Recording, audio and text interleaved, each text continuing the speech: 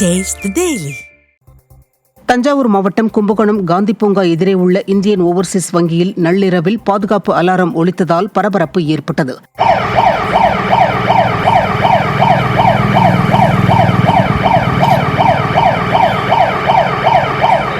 இதுகுறித்து வங்கி காவலாளி மேல் அதிகாரிகளுக்கு அளித்த தகவலின் பேரில் அதிகாரிகள் வங்கிக்கு விரைந்து வந்து ஆய்வு மேற்கொண்டனர்.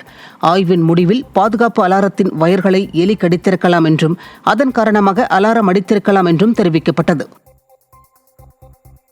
திருவள்ளூர் அருகே தரமில்லாமல் கட்டப்படும் கான்கிரீட் சுவர் குறித்து கேள்வி எழுப்பிய மக்களிடம் நாங்கள் ஆளும் கட்சி அப்படித்தான் செய்வோம் என அரசு ஒப்பந்ததாரர்கள் அடாவடித்தனமாக பேசியது அதிர்ச்சியை ஏற்படுத்தியுள்ளது.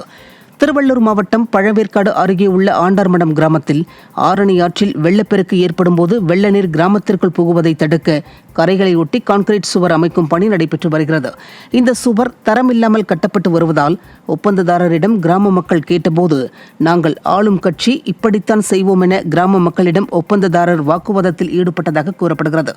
ஸ்டாலின் ஆட்சியில் மக்கள் பணத்தை ஒப்பந்ததாரர்கள் கொள்ளையடிப்பதாக பொதுமக்கள் குற்றம் சாட்டியுள்ளனர்.